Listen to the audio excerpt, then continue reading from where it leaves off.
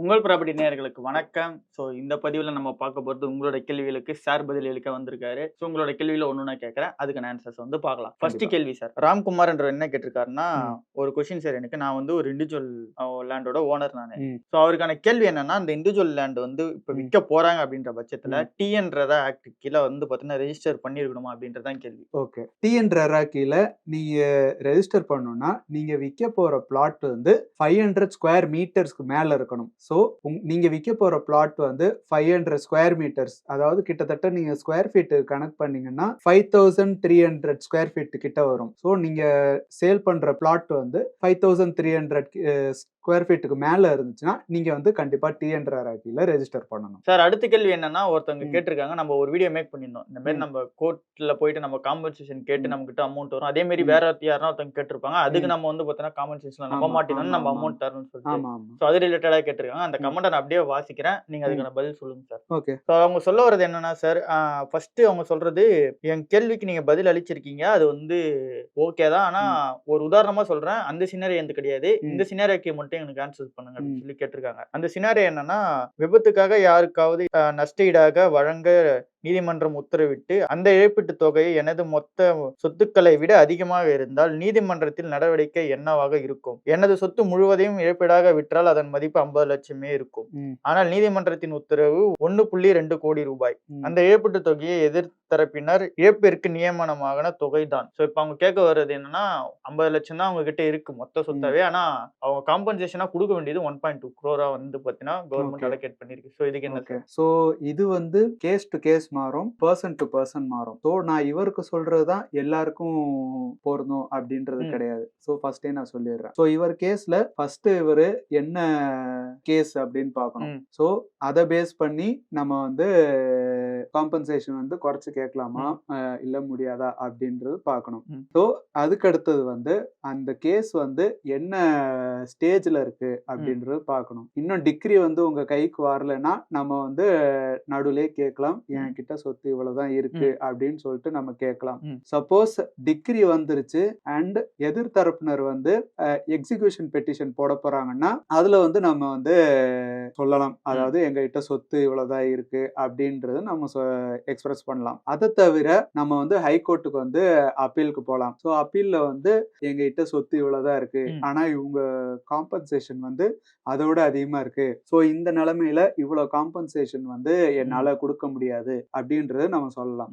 அதை தவிர இன்னொரு சொல்யூஷன் என்னன்னா, இன்சால்வன்சிக்கு போகலாம். இன்சால்வன்சின்னு போனா நம்ம சொத்து எல்லாத்தையுமே வித்து தான் அந்த காம்பன்சேஷன் அமௌண்ட் கொடுக்க வேண்டியது இருக்கும். அண்ட் நம்ம இன்சால்வன்சி அண்ட் பேங்க்ரப்சி பத்தின வீடியோலயே சொல்லியிருக்கோம், இந்த இன்சால்வன்சி பெட்டிஷன் போறதுனால என்னென்ன பின்விளைவுகள்லாம் இருக்கு. ஸோ அது என்னன்னு பாத்தீங்கன்னா, ஃபியூச்சர்ல நீங்க எங்கேயுமே லோன் வாங்க முடியாது. அண்ட் உங்க லீகல் ஹேர்ஸ், அதாவது உங்கள் மகனோ மகளோ இல்லைன்னா உங்க ஒய்ஃப் ஆர் ஹஸ்பண்ட் அவங்களும் கூட லோன் வாங்க முடியாம போறதுக்கு சான்ஸ் இருக்கு. ஸோ இதெல்லாம் பார்த்து தான் நம்ம என்ன எப்படி மூவ் பண்றது அப்படின்றது பார்க்க முடியும். ஸோ இந்த சிச்சுவேஷன் வந்து கேஸ் டு கேஸ் மாறும், பர்சன் டு பர்சன் மாறும். ஸோ சார் சொன்ன மாதிரி தான் இது ஒருத்தவங்களுக்கு அப்ளிகபிள் ஆகாது அப்படின்றதான் சார் சொன்னாரு. ஸோ இது சம்பந்தமா உங்களுக்கு இன்னும் டீப்பா தெரிஞ்சுக்கணும் அப்படின்னா நீங்க வந்து பாத்தீங்கன்னா சாரோட டீம் டைரக்டா கான்டாக்ட் பண்ணாதான் அவங்க அதுக்கான குவரிஸ் கொடுக்க முடியும். சார் உங்களை எப்படி சார் கான்டாக்ட் பண்றது? ஸோ டிஸ்கிரிப்ஷன்ல நம்மளோட மெயில் ஐடி கொடுத்துருக்கோம். ஸோ அந்த மெயில் ஐடிக்கு உங்க queries along with your phone number போட்டு அனுப்புங்க. எங்க லீகல் டீம் உங்களுக்கு தேவையான லீகல் அசிஸ்டன்ஸ் கொடுப்பாங்க. ஸோ உங்க queries-ஐ மென்ஷன் பண்ணையில எதுக்காக கேஸ் போட்டிருக்காங்க, இப்போ கரண்டா என்ன ஸ்டேஜ்ல இருக்கு அப்படின்றதையும் மென்ஷன் பண்ணீங்கன்னா எங்க லீகல் டீம் உங்களுக்கு ஹெல்ப் பண்றதுக்கு இன்னும் கொஞ்சம் யூஸ்ஃபுல்லா இருக்கும். ஸோ அதை நீங்க ஃபாலோ பண்ணிக்கிங்க, ஏன்னா இது ஒருத்தவங்களும் ஒரு மாதிரி மாறும். கண்டிப்பா இந்த சிச்சுவேஷன்ல யாரெல்லாம் இருக்கீங்களோ அவங்க வந்து சார் சொன்ன மாதிரி அந்த ஒரு லீகல் சப்போர்ட் எடுத்துக்கோங்க. வேற ஏதாவது உங்களுக்கு ஒரு பிரச்சனை இருக்குது அப்படின்ற பட்சத்திலயும் நீங்க லீகல் சப்போர்ட் ஆசைப்பட்டீங்கன்னா சார் சொன்ன மெத்தட்ல நீங்க கான்டாக்ட் பண்ணிக்கலாம். சார் அடுத்த கேள்வி சார், ராஜ் தமிழ்ன்றவங்க கேட்டிருக்காங்க சார். அவங்க சொல்றது என்னன்னா, பாக பிரிவினை வழக்கு தொடர்வது எப்படி? எங்க சொத்து பூர்வீக வீடு பாண்டிச்சேரியில் இருக்கு, ஆனால் நாங்கள் தமிழ்நாட்டில் உள்ள கடலூரில் இருக்கிறோம், ரேஷன் கார்டும் அங்கேதான் இருக்கிறது. இப்போ பாக பிரிவினை வழக்கு எந்த நீதிமன்றத்தில் போட வேண்டும்? இப்போ லீகல் நோட்டீஸ் விட்டு 1 வருஷத்துக்கு மேல போயிட்டா நம்ம வழக்கு போடும் தகுதியை இழந்து விடுவோமா?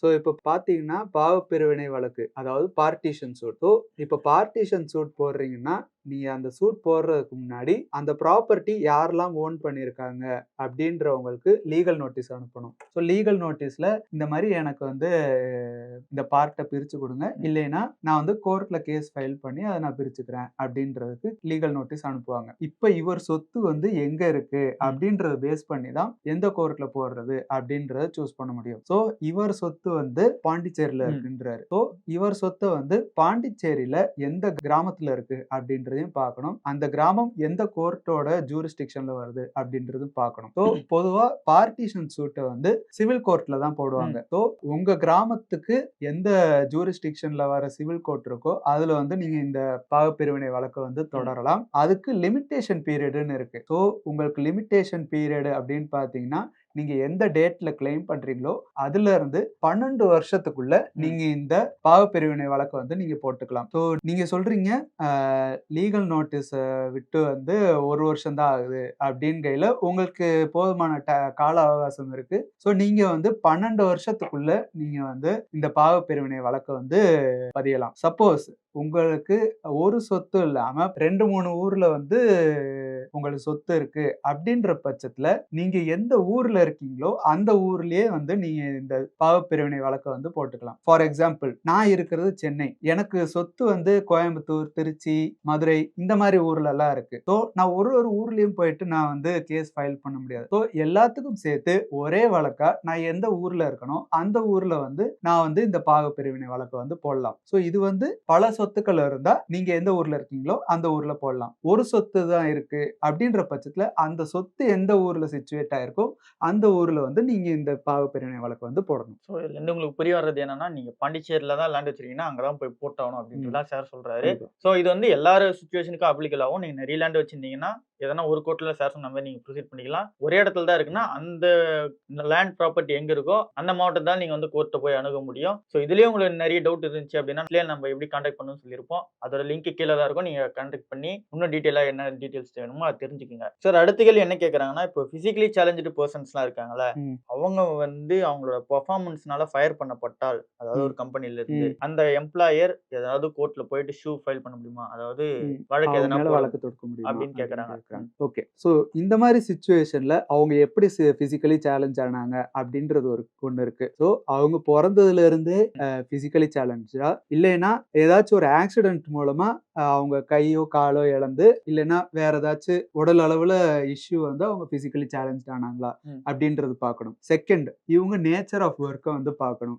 இவங்க நேச்சர் ஆஃப் ஒர்க்குக்கு அவங்க பிசிக்கல் யூஸ் வந்து நிறைய இருக்கு அப்படின்ற மாதிரி ஒர்க்கா அப்படின்றது பார்க்கணும். இல்லைன்னா உட்கார்ந்த இடத்துல ஒர்க் பண்ற மாதிரி ஒர்க்கா அப்படின்றது பார்க்கணும். ஃபார் எக்ஸாம்பிள், ஒருத்தர் வந்து ஒரு சூப்பர்வைசரா இருக்கு, ஒரு கன்ஸ்ட்ரக்ஷன் சைட்ல வந்து சூப்பர்வைசரா இருக்காருன்னு வச்சுக்கோங்க. ஸோ அவருக்கு வந்து அவரோட உடல் உழைப்பு வந்து தேவைப்படும். கன்ஸ்ட்ரக்ஷன் சைட்டுன்னு கையில மாடிப்படிலாம் ஏறி இறங்கணும், அந்த சைட் எல்லாம் சுத்தி பார்க்கணும், அதுக்கு வந்து அவரோட உடல் உழைப்பு வேணும். ஸோ அந்த மாதிரி சிச்சுவேஷன்ல அவர் பிசிக்கலி சேலஞ்சா இருந்துச்சுன்னா அந்த வகையான ஒர்க்குக்கு வந்து அந்த பிசிக்கலி சேலஞ்சுன்றது ஒரு இடையூறா இருக்கும். இன்னொரு பக்கம் ஒரு டேட்டா என்ட்ரி, இல்லைன்னா ஒரு பிபிஓ, இல்லைன்னா ஒரு சாஃப்ட்வேர் இன்ஜினியரா இருக்காரு அப்படின்ற பட்சத்துல அவருக்கு உட்கார்ந்த இடத்துல தான் மோஸ்ட்லி ஒர்க் இருக்கும். ப்ரோக்ராமிங் அந்த மாதிரி சிஸ்டம்ல ஒர்க் பண்ற மாதிரி தான் இருக்கும். ஸோ அந்த சமயத்துல இவர் பிசிக்கலி சேலஞ்சு அப்படின்றது கை ஊனமா இருந்துச்சுன்னா அவருக்கு வந்து இஷ்யூவா இருக்கும். ஸோ அவருக்கு அந்த சமயத்துல கால் ஊனமா இருக்கிறது இதெல்லாம் பெரிய இஷ்யூவா இருக்காது. ஸோ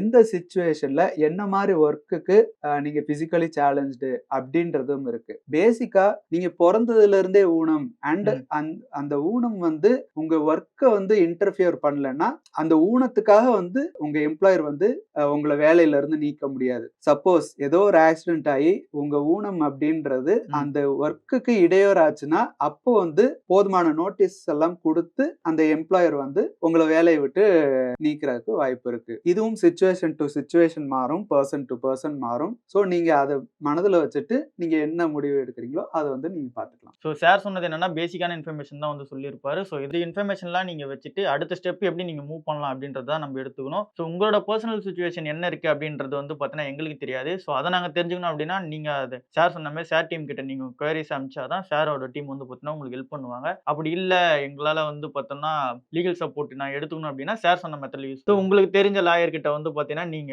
அதுக்கான லீகல் சப்போர்ட் எடுக்கிறதுக்கான ஸ்டெப்ஸை வந்து பார்த்தீங்கன்னா இதுல இருந்து நீங்க கத்துக்கலாம் அப்படின்றதான் இந்த வீடியோல இருந்து நீங்க புரிஞ்சு புரிஞ்சிருப்பீங்க. அடுத்து லாஸ்ட் கமெண்ட் சார்.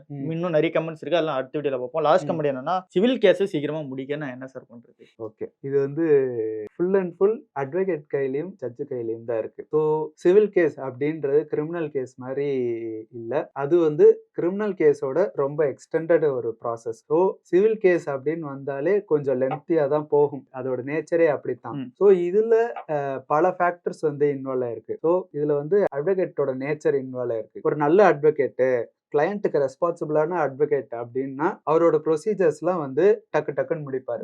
இதே சில அட்வொகேட்ஸ் பாத்தீங்கன்னா அவர் ஃபீஸுக்கு ஆசைப்பட்டு வாய்தாவா இழுத்துட்டு போவாரு. ஸோ இதனாலையும் சிவில் கேசஸ் வந்து நின்றுட்டே போறதுக்கு வாய்ப்பு இருக்கு. ஸோ இதுல ஜட்ஜும் ஒரு குறிப்பிட்ட அளவுக்கு ஒரு முக்கியமான ஃபேக்டரா இருப்பாங்க. ஏன்னா ஸ்ட்ரெயிட் ஃபார்வர்டான ஜட்ஜ் வந்து டக்கு டக்குன்னு முடிச்சிருவாங்க.